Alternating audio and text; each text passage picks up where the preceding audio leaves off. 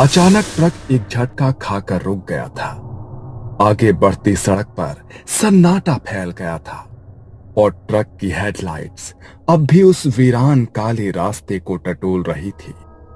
रणवीर ने हैंडल कसकर पकड़ा और झुंझलाते हुए नीचे उतर गया। महेश, जो बगल में सो रहा था, झटका लगते ही जाग गया और खिड़की से झांका। क्या हुआ रे भाई? अरे यार, लगता है कुछ फंस गया है नीचे, देखता हूं। रणवीर और उसका साथी महेश दोनों उत्तर भारत के एक ट्रांसपोर्ट कंपनी के लिए ट्रक चलाते थे। लंबी दूरी की रात की ड्यूटी उनका रोज का काम था। उस रात भी वो एक पुराने जंगल वाले रास्ते से गुजर रहे थे जो हरियाणा और राजस्थान की सीमा को जोड़ता था। समय था रात के लगभग 2:30। चारों ओर घना जंगल और बीच में पतली टूटी फूटी सड़क। ट्रक के हेडलाइट्स के अलावा कहीं कोई रोशनी नहीं थी। रणवीर गाड़ी चला रहा था और महेश बगल वाली सीट पर ऊँघ रहा था। अबे, ये कौन सा रास्ता पकड़ लिया है तूने? ये तो बड़ा सुनसान है। अरे ये शॉर्टकट है, जल्दी पहुंच जाएंगे। डर मत, जंगल है, भूत नहीं। लेकिन शायद रणवीर को नहीं पता था कि इस जंगल में सिर्फ पेड़ नहीं रहते थे। अचानक ट्रक से एक अजीब सी घड़घड़ाहट की आवाज हुई और इंजन बंद हो गया। ट्रक वहीं रास्ते के बीचों बीच रुक गया। लो, कर लो बात, अभी सर्विस करवाई थी, ये क्या हो गया? रणवीर नीचे उतरा और बोनट खोलने लगा। महेश भी साथ उतरा, लेकिन उसका ध्यान अचानक दाहिनी ओर खिंचा। सड़क के किनारे झाड़ियों के बीच एक सफेद कपड़ों में लिपटी कोई औरत झुकी हुई बैठी थी। उसके बाल खुले थे और चेहरा ढका हुआ था।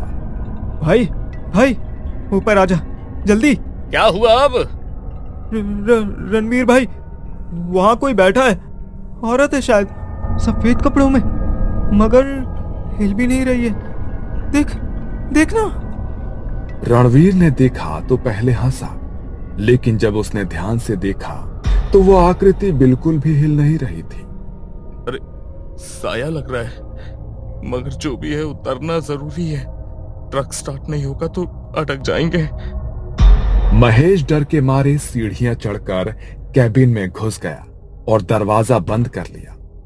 रणवीर अब ट्रक के नीचे झुककर खराबी ढूंढने लगा।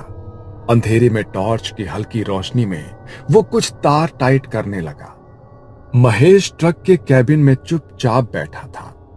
उसकी नजरें अब भी वहीं अटकी थी जहां वो सफेद आकृति बैठी थी। पर तभी वो हिली। सफेद साड़ी में लिपटी वो परछाई एकदम झटके से खड़ी हो गई, जैसे किसी ने ऊपर से खींचकर उसे उठा दिया हो। उसकी हरकतें अजीब थी, बिल्कुल इंसानों जैसी नहीं थी। उसकी गर्दन एक तरफ अजीब ढंग से झुकी हुई थी, जैसे टूट चुकी हो। महेश की सांसें थम गई। वो उसे देख ही रहा था, तभी उसने अपना चेहरा उठाया। चेहरे पर काले बिखरे बाल जो आंखों से लेकर होठों तक झूल रहे थे। चेहरा नहीं दिखा, सिर्फ साया, और वो सीधा ट्रक की ओर धीरे धीरे बढ़ने लगी। कोई आवाज नहीं, पर उसके चलने से पेड़ के नीचे गिरी सूखी पत्तियां चरमराने लगी। हर कदम के साथ पत्तों की आवाज और भी करीब आती जा रही थी। भाई, ये क्या देख रहा हूं मैं? वो जैसे आंखें झपकाना ही भूल गया, पर अचानक उस औरत ने महेश की ओर सीधा देखा, ऐसे जैसे वो समझ गई हो कि वो उसे घूर रहा है। और तभी उसकी चाल तेज हो गई। महेश ने कांपते हाथों से ट्रक का हॉर्न बजाने की कोशिश की, पर उंगलियां सुन्न पड़ चुकी थीं। साहस जुटाकर वो चिल्लाया, आ! भाई, वो आ रही है, कोई है वहां? सफेद साड़ी में, जल्दी कर। रणवीर जो ट्रक के नीचे था, उसके कानों में महेश की घबराई हुई आवाज गूंजी। उसने झट से पेचकस नीचे रखा और थोड़ा मुड़कर देखा। उसकी तिरछी नजर से ट्रक के ठीक सामने दो सफेद पांव दिखाई दिए, लेकिन वो जमीन पर नहीं थे, कुछ इंच ऊपर हवा में तैर रहे थे और वो आकृति झुककर ट्रक की ओर बढ़ रही थी। रणवीर का चेहरा पसीने में भीग चुका था, लेकिन ट्रक को स्टार्ट करना अब जरूरी था। रणवीर अब तक सबसे डरावना अनुभव झेल रहा था। सफेद साड़ी वाली वो परछाई अब सिर्फ 10 कदम दूर थी। वो हवा में तैरते आगे बढ़ रही थी। जंगल में सूखे पत्तों की सरसराहट हो रही थी। रणवीर ने कांपते हाथों से इंजन का आखिरी बोल्ट कस दिया और फौरन ट्रक के नीचे से बाहर निकला। महेश, चाल भी घुमा, इंजन चालू कर। महेश ट्रक के कैबिन में कांप रहा था, लेकिन उसने जैसे तैसे कांपती उंगलियों से चाबी घुमाई। इंजन ने एक झटका खाया और फिर धुआं उड़ाते हुए जोर की आवाज के साथ ट्रक स्टार्ट हो गया। रणवीर की सांसें जैसे वापस आई। वो सीधा दौड़ पड़ा ट्रक की ओर और उसके ठीक सामने वो औरत अब दिखाई दे रही थी। सफेद साड़ी, बिखरे हुए बाल, झुलसा चेहरा और खाली आंखें, ऐसी आंखें जो इंसान के अंदर झांक जाए। रणवीर ने भागते हुए ट्रक की सीढ़ी पकड़ी और जोर से खुद को ऊपर खींच लिया। महेश ने एक झटके में गियर डाला और एक्सीलरेटर पूरी ताकत से दबा दिया। ट्रक जोरदार आवाज के साथ आगे बढ़ा। जब दोनों को लगा कि अब बच गए, रणवीर ने एक नजर पीछे डाली। ट्रक के शीशे से वो देखता है कि वो औरत अब सड़क के बीच खड़ी है और वो उनको ही देख रही है। देखते ही देखते उसकी गर्दन पीछे मुड़ गई, जैसे वो सामने से किसी को आते देख रही थी। भाई, ये क्या था? लेकिन जैसे ही रणवीर ने पलटकर महेश की तरफ देखा और 2 सेकंड बीते, वो औरत शीशे से गायब हो चुकी थी। दोनों ने एक दूसरे को देखा। सांसें अभी भी तेज थी, पर दिल को तसल्ली थी कि पीछा छूट गया। लेकिन नहीं, ट्रक तेजी से जंगल की सड़क पर दौड़ने लगा। दोनों की सांसें तेज थी और चेहरे पर पसीना।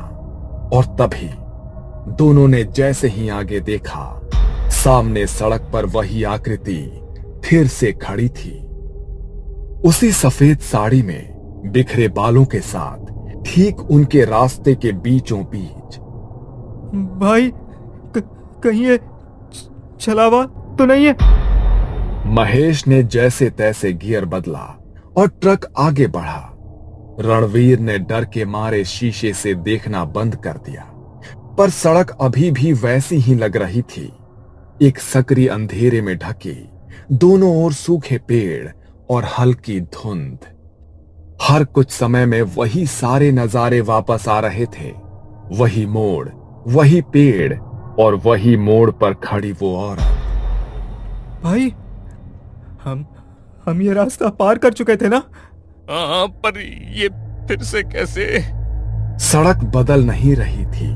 उनके मोबाइल में भी कोई सिग्नल नहीं आ रहा था ताकि वो मैप देख सकें। और जैसे ही ट्रक ने अगला मोड़ काटा, वो औरत फिर सामने, वही सफेद साड़ी, वही खुले बाल, लेकिन वो इस बार ट्रक के करीब आ रही थी, तेज तेज। उसके पैर अब हवा में नहीं थे, वो दौड़ रही थी। रणवीर ने झटके से हैंड ब्रेक खींचा और ट्रक को रोक दिया। महेश ने आंखें बंद कर ली। सामने अचानक कुछ नहीं था, चारों तरफ घुप सन्नाटा। फिर कुछ लाल बूंदें फ्रंट ग्लास पर गिरी। दोनों ने देखा, लाल रंग, खून की बूंदें। महेश, तूने भी देखा? ट्रक के ऊपर कुछ चल रहा है। ट्रक की छत पर भारी कदमों की आवाजें। कोई झुककर ट्रक को देख रहा था ऊपर से। रणवीर ने कुछ पल के लिए आंखें बंद की और कुछ बुदबुदाया। ओम नमः शिवाय, ओम नमः शिवाय, ओम नमः शिवाय। महेश भी धीरे धीरे हनुमान चालीसा बोलने लगा। तभी सब शांत। किसी ने मानो छत से छलांग लगाई हो। धप महेश ने फिर ट्रक चालू किया। ट्रक अब धीरे धीरे आगे बढ़ रहा था। आगे पीछे कुछ दिखाई नहीं दे रहा था, बस वही टूटी सड़कें, वही मुड़े हुए पेड़ और पीछे अंधेरे में कहीं गायब होती वो सफेद साड़ी वाली परछाई। रणवीर और महेश दोनों का चेहरा पीला पड़ चुका था। आंखें नींद से नहीं, डर से लाल थी। भाई, ये जगह हमें छोड़ ही नहीं रही है। ये तो पक्का चला हुआ है। हमें कोई उपाय निकालना पड़ेगा यार, नहीं तो ये रास्ता हमें खा जाएगा। महेश ने गियर बदला। तभी रणवीर को एक पुरानी बात याद आई। उसके ताऊ जी भी ट्रक चलाते थे और उन्होंने एक बार बताया था, अगर कभी रास्ता भटका दे कोई छाया तो ट्रक से नीचे मत उतरना। जहां जगह मिले गाड़ी रोकना और उसमें नीम की सूखी टहनी और सरसों के दाने रखकर जैसे को तैसा कह देना। वो बात उसे अब याद आई और उसी पल उसे ट्रक की हेडलाइट में एक मोड़ पर पुरानी वीरान झोपड़ी जैसी दिखी। रुक, वहीं चल, शायद वहीं से कुछ मिल जाए। महेश डरते डरते ट्रक मोड़ता है और ट्रक उस वीरान झोपड़ी के पास लाकर रोकता है। चारों ओर अजीब सा सन्नाटा, जैसे जंगल भी सांस रोके हो। रणवीर ने जेब से नींबू और हल्दी की एक छोटी थैली निकाली। ट्रक ड्राइवरों के बीच ये आम बात है, वो अक्सर बुरे समय के लिए रखते हैं। महेश वहीं ट्रक के अंदर माला पकड़कर हनुमान चालीसा पढ़ने लगा। रणवीर झोपड़ी के आसपास गया और उसे एक नीम का सूखा पेड़ दिखा। उसने नीम की टहनी तोड़ी और ट्रक के बगल में एक छोटी लोहे की थैली में सरसों के दाने रखकर जलाया। वो टहनी बीच में रखकर जोर से बोला, जिसे जो चाहिए वो ले ले, पर रास्ता छोड़ दे। अब तू भी चला जा और हमें भी जाने दे। उसके शब्द जंगल में गूंज उठे और उसी पल हवा थम गई। महेश ने फिर से ट्रक शुरू किया। हेडलाइट तेज जलने लगी, मानो बिजली वापस लौट आई हो। पर तभी ट्रक के पीछे कड़कड़ की आवाज आई, जैसे कोई नाखूनों से मेटल को खुरच रहा हो। रणवीर दौड़ते हुए ट्रक में चढ़ा और दरवाजा बंद किया। पीछे देखा, वही औरत, चेहरा झुलसा हुआ, आंखें अब काली और बालों से खून टपक रहा था। वो अब ट्रक के पीछे खड़ी घूर रही थी। भाई, बचा ले, बचा ले। रणवीर ने महेश को हटाया और खुद ड्राइविंग सीट पर बैठा। इंजन फड़फड़ाया। एक बार स्टार्ट नहीं हुआ, 2 बार भी नहीं, तीसरी बार जैसे किसी अदृश्य ताकत ने धक्का दिया हो। ट्रक स्टार्ट हो गया। वो दोनों चिल्लाते हुए, जय बजरंगबली। रणवीर ने क्लच छोड़ा और ट्रक पूरी ताकत से उस झोपड़ी वाले मोड़ से बाहर निकला। पीछे देखा, वो औरत अब उसी जगह खड़ी थी, पर एक जलती हुई आग की रेखा उसे ट्रक के पास आने से रोक रही थी। रणवीर ने थके गले से कहा, चलावा वहीं बंद गया है, कुछ तो सही किया है हमने। अगली सुबह जब दोनों आगे एक ढाबे पर पहुंचे और वहां चाय पीते हुए होश में आए, तो ढाबे वाले बुजुर्ग से पूछा, भाई, उस जंगल के रास्ते पर कोई औरत दिखती है क्या? बुजुर्ग रुका और फिर कहा, बहुत साल पहले एक दुल्हन को उसी रास्ते में दहेज के लिए जलाया गया था।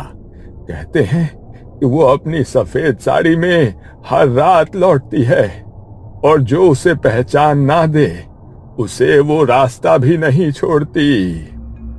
रणवीर और महेश अब चुप थे। उनकी आंखों में वो डर अब भी जिंदा था।